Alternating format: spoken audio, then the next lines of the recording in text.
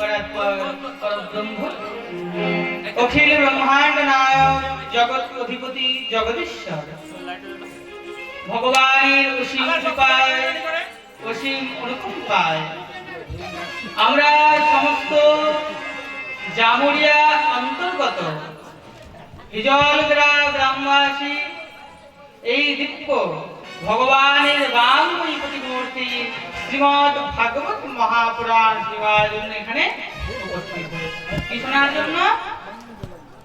কি শোনার জন্য এখানে এসেছি সেটাই জানেন না?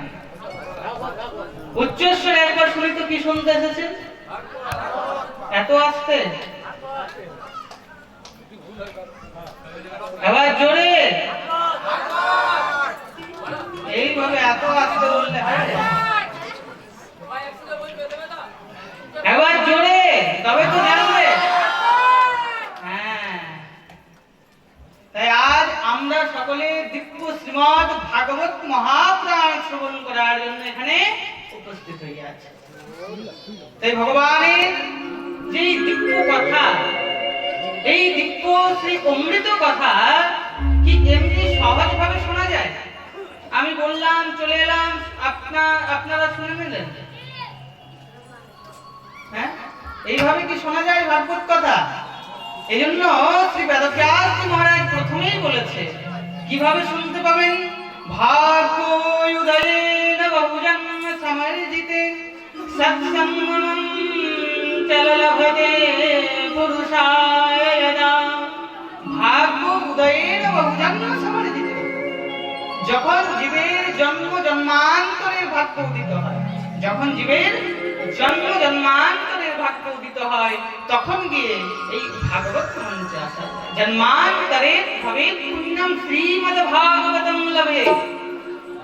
যখন জন্মান্তরের পুণ্য উদিত হয়, তখন গিয়ে ভাগবত মঞ্চে আসা যায়। এই জন্য বেদব্যাস মহারাজ প্রথমেই লিখে দিলেন কি, ভাগ্যোদয়েন বহুজন্ম সমর্জিতে, যখন জীবের জন্ম জন্মান্তরের ভাগ্য উদিত হয়, তখন গিয়ে এই সৎসঙ্গ জন্মান্তরের ভাবে পুণ্যম শ্রীমদ ভাগবতম লভে, তখন গিয়ে শ্রীমদ ভাগবত শোনার সার্থকতা পায়। তাছাড়া আমাদের কারো কি এতটা শক্তি আছে যে এখানে বসে এই কথা শ্রবণ করব? এখানে কি আমাদের কারো এতটা শক্তি আছে যে বসে থাকবো? এই যে আমি হাত নাড়াচ্ছি, পা নাড়াচ্ছি, এটা কার শক্তি? সেই পরব্রহ্ম পরমেশ্বরের শক্তি। যদি আমাদের ঘরে হাত নাড়ানো, পা নাড়ানো, বসা থাকতো, তবে যাদের মহারাজ প্যারালাইজ হয়ে যায়, যাদের অঙ্গ পড়ে যায়, তবে তারা কেন করে না? ভগবান তাদের কাছ থেকে আগেই যে শরীরের অঙ্গ ভগবানের কাজে লাগে না, সেটা ভগবান কেড়ে নেয়। যে যখন তোকে দিলাম আর সেই তুই জিনিসের কাজে লাগাতেই পারলি না, তো সেই জিনিস আমাকে দিয়ে দে। তার জন্য আমরা যেখানে এসেছি সেই পরব্রহ্মের পরম ইচ্ছা যেখানে আসার সুযোগ প্রাপ্ত হয়ে গেছে। তার জন্য বলছেন জন্মান্তরে ভবে পুণ্যম সৎসঙ্গমম চললভতে পুরুষায় যদা, তখন গিয়ে জীব সৎসঙ্গের মঞ্চে আসতে পারে। এই সৎসঙ্গটা কি? এখানে যে বললাম সৎসঙ্গ, এই সৎসঙ্গ কথাটা কি?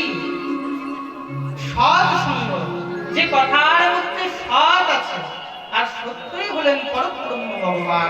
বলে শ্রী সৎপুরুষম ভগবান কি জয়। পরব্রহ্ম ভগবানের দিব্যই সত্য কথা শ্রীমদ ভাগবত মহাপুরাণ। এখানে যে আমরা ভাগবত কথা শুনতে এসেছি, তো আমাদেরকে সর্বপ্রথম জানতে হবে কি, যে ভাগবত আসলে কি।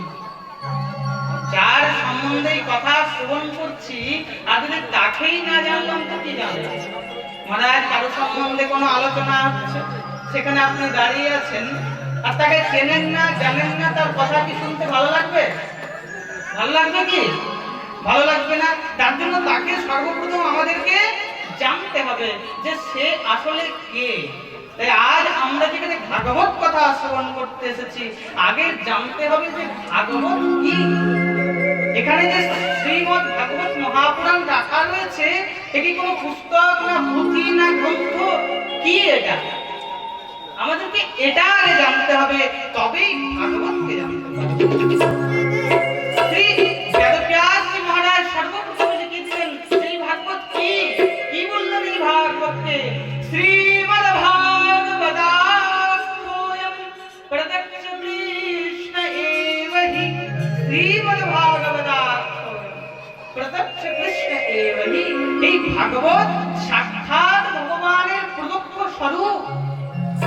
ভাগবত আর ভগবানের মধ্যে যত কিঞ্চিত পার্থক্য নেই।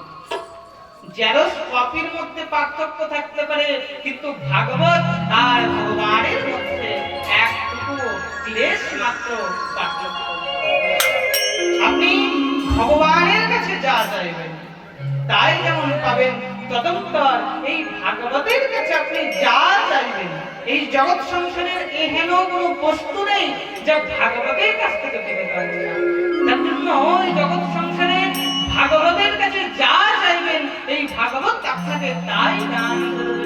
মহারাজ কারোর যদি সন্তান প্রাপ্তি করা আছে, ভাগবতটাকে সন্তান দান করে। কেউ মহারাজ কারো অর্থ লাভ করার আছে, এই ভাগবতটাকে অর্থ দান করে। এই জগতে এহেন কোনো বস্তু নেই যে ভাগবত তাকে দিতে পারে না। এক কথায় এই ভাগবতকে হোলসেল দোকান বলতে পারে। যেমন হোলসেল দোকানে মহারাজ সব কিছু পেতে পারি, কিন্তু তার জন্য কি দরকার? আমাদের কি দরকার? হোলসেল দোকানে গেলাম আসলে দিয়ে দেবে কি? দিয়ে দেবে, শুধু শুধু কি লাগবে? অর্থ। তদন্তর এই ভাগবত রূপী হোলসেল দোকান থেকে যদি আমাদেরকে কোনো কিছু নিতে হয়, তো আমাদেরকে অর্থরূপী ভক্তির প্রয়োজন। আর যদি ভক্তি না থাকে, এই জগৎ সংসারে আপনার কাছে কিচ্ছু নেই। ভগবান বলছেন আমি হলাম ভক্তির অধীন, অহং ভক্ত পরাধীন। আমি সদা সর্বদা ভক্তির অধীনে থাকি। ভক্ত আমাকে যা চায় আমি ভক্তকে তৎক্ষণাৎ সেটাই প্রদান করি, যদি তার মধ্যে ভক্তি থাকে। আমি শুধুমাত্র ভক্তির আকাঙ্ক্ষা, আর আমি কিচ্ছু চাই না। তার জন্য ভগবান সদা সর্বদা ভক্তকে করে রেখেছে।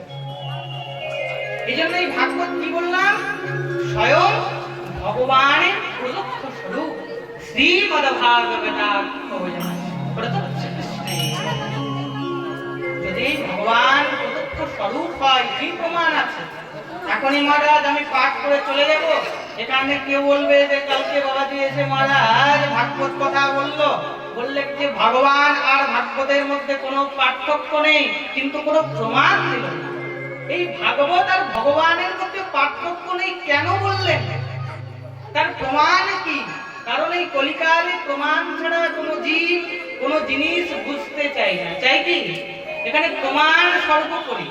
তার জন্য সবসময় প্রমাণ চাই যে কেন বলা হলো এই ভাগবতকে ভগবানের প্রত্যক্ষ স্বরূপ।